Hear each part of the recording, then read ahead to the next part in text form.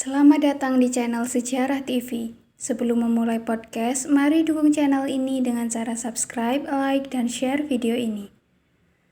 Tema podcast pada hari ini, saya akan membahas mengenai sejarah konflik politik pada masa pergantian Orde Lama dan Orde Baru. Masa pergantian Orde Lama menuju Orde Baru diwarnai oleh sederet konflik politik yang kemudian merubah wajah perpolitikan Indonesia. Pada masa Orde Lama berlangsung Perang Dingin, yakni perang ideologi antara kubu Uni Soviet dan kubu Amerika Serikat. Dalam catatan sejarah, Perang Dingin dikatakan ikut andil dalam carut-marutnya perpolitikan Indonesia pada masa pergantian Orde Lama menuju Orde Baru. Walaupun Indonesia menganut politik luar negeri bebas aktif, namun pada masa Orde Lama, Indonesia lebih condong ke kubu kiri alias kubu Uni Soviet. Hingga peristiwa G30S 1965 pecah dan PKI dituduh menjadi dalang tunggal. Ribuan orang yang dituduh PKI dibantai tanpa diadili. Bahkan Presiden Soekarno yang telah ditetapkan sebagai presiden seumur hidup digulingkan dari kursi Presiden RI. Mengapa Soekarno memilih mundur dari kekuasaan padahal ia telah ditetapkan sebagai presiden seumur hidup? Berhentinya Soekarno sebagai presiden Indonesia tidak terlepas dari tuntutan rakyat yang memintanya untuk mengundurkan diri. Faktor utama yang menyebabkan para mahasiswa menuntut pengunduran diri Presiden Soekarno adalah karena Soekarno dianggap tidak menyelesaikan masalah G30S 1965. Demonstrasi besar-besaran mahasiswa terjadi pada tanggal 11 Maret 1966. Menanggapi hal itu, Letnan Jenderal Soeharto segera meminta agar Soekarno memberikan surat perintah untuk mengatasi konflik tersebut. Permintaan ini segera ditanggapi dan pada tanggal 11 Maret 1966 di Istana Bogor, Presiden Soekarno menandatangani surat perintah untuk mengatasi keadaan. Surat itu disebut Surat Perintah 11 Maret atau Super Semar, yang pada akhirnya terus menggerus posisi Soekarno sebagai Presiden RI. Pada akhirnya, status Soekarno sebagai Presiden seumur hidup dicabut oleh MPRS pada tanggal 7 Maret 1967. Apa yang melatar belakangi perpindahan kekuasaan dari Soekarno ke Soeharto? Perpindahan kekuasaan dari Presiden Soekarno ke Soeharto tidak terlepas dari adanya surat perintah 11 Maret. Sejarah Super Semar dimulai dengan terjadinya peristiwa Gerakan 30 September 1965 yang menculik dan membunuh jenderal-jenderal Angkatan Darat. Peristiwa ini dimotori oleh Partai Komunis Indonesia atau PKI dengan Letnan Kolonel Untung sebagai pelaku utamanya. Surat Perintah 11 Maret 1966 atau Super Semar adalah sebuah surat instruksi dari Presiden Soekarno kepada Panglima Komando Operasi Keamanan dan Ketertiban Jenderal Soeharto untuk mengambil segala tindakan yang dianggap perlu dalam mengatasi situasi keamanan, kestabilan pemerintah, dan jalannya proses revolusi. Namun pada prakteknya, Super Semar justru disebut sebagai surat sakti yang berujung kepada pergantian kekuasaan dari Orde Lama menuju Orde Baru. Super Semar kemudian menjadi alat legitimasi utama kekuasaan Soeharto. John Rusa dalam buku Pretext for Mass Murder menyatakan Soeharto menggunakan gerakan 30 September 1965 sebagai preteks atau dalih untuk mendelegitimasi kekuasaan Soekarno sekaligus meraih kursi kepresidenan. Menurut Rusa, pengambil alihan kekuasaan negara oleh Soeharto dapat dikatakan sebagai kudeta merangkak. Soeharto melakukan pengambil alihan kekuasaan negara dengan sangat halus dan berlindung di balik tabir prosedur hukum.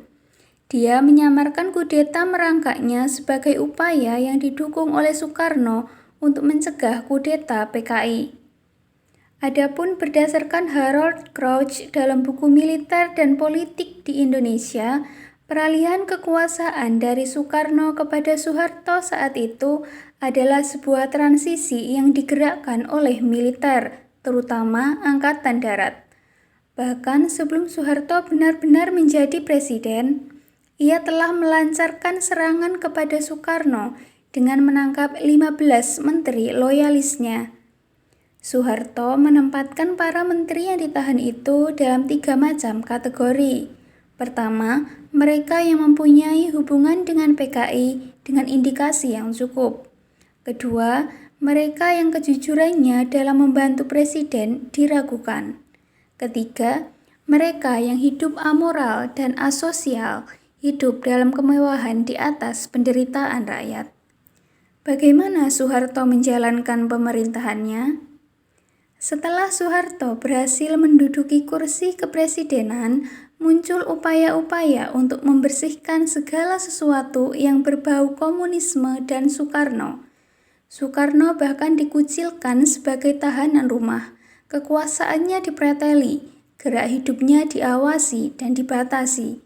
Ia dijauhkan dari orang-orang yang membuatnya merasa bermakna. Pemakaman Soekarno di Blitar tak lepas dari campur tangan Orde Baru. Saat ia wafat, keluarganya hendak menguburkannya di Batu Tulis, Bogor, sesuai dengan wasiat. Namun, penguasa berkehendak lain. Bogor bagi Soeharto dianggap terlalu dekat dengan Jakarta, sehingga dikhawatirkan suatu hari nanti menimbulkan dampak yang negatif bagi Orde Baru. Soeharto juga menolak usul pemakaman Bung Karno di Taman Makam Pahlawan di Jakarta. Blitar, tempat asal orang tua Bung Karno, dianggap aman untuk memakamkan presiden pertama Indonesia tersebut. Situasi politik tahun 1970 saat Soekarno wafat amat menegangkan. Masyarakat berada dalam tekanan rezim Orde Baru. Hal ini terjadi karena hanya beberapa tahun sebelumnya terjadi pembantaian besar-besaran orang-orang yang dituduh PKI dan semua orang yang dituduh sebagai simpatisan. Suasana ini tergambar dalam prosesi pemakaman Soekarno. Jenazah Soekarno disambut rakyat dengan perasaan was-was. Mereka mencintai pemimpinnya, namun mereka juga takut dicurigai oleh rezim Orde Baru sebagai simpatisan komunis. Setelah wafatnya Soekarno, Orde Baru semakin gencar melakukan upaya untuk mengecilkan dan menghapus peran Soekarno dari ingatan kolektif bangsa Indonesia. Penghapusan terhadap hal-hal yang berbau Soekarno semakin meningkat. Birokrasi dan perwira yang Soekarnois disingkirkan dari jabatannya. Diskusi tentang Soekarno pun sangat dibatasi. Rezim Soeharto melakukan berbagai upaya untuk menghapus peran sejarah, pengaruh, dan simbol-simbol tentang Soekarno. Upaya-upaya inilah yang kemudian diistilahkan sebagai desoekarnoisasi. Memasuki tahun 1973, Orde Baru berusaha melenyapkan Partai Nasional Indonesia atau PNI dengan melakukan fusi terhadap partai-partai politik. Hal ini kemudian membuat PNI yang sangat identik dengan Soekarno hilang ditelan nama baru hasil peleburan, yaitu Partai Demokrasi Indonesia atau PDI. Pengetahuan umum bahwa Pancasila adalah rumusan Soekarno pun dibelokkan. Sejarawan andalan Orde Baru, Nugroho Noto Susanto, menulis buku sejarah yang menyatakan bahwa perumus pertama Pancasila bukan Soekarno, melainkan Muhammad Yamin dan Supomo. Maka dari itu, dapat disimpulkan bahwa transisi antara Orde Lama dan Orde Baru diwarnai oleh konflik politik yang dipengaruhi oleh kondisi perpolitikan dunia yang memanas akibat Perang Dingin. Konflik politik dan krisis ekonomi kemudian membuat mahasiswa turun ke jalan, menuntut Soekarno mundur dari kursi kepresidenan. Soeharto berhasil memanfaatkan peluang dan akhirnya menduduki kursi kepresidenan. Walaupun pada akhirnya Soeharto juga tumbang dengan cara yang sama, diturunkan paksa dari kursi kepresidenan oleh demonstrasi besar-besaran para mahasiswa. Demikian penjelasan mengenai konflik politik pada masa transisi antara Orde Lama dan Orde Baru. Apabila ada pertanyaan, dapat ditanyakan di kolom komentar.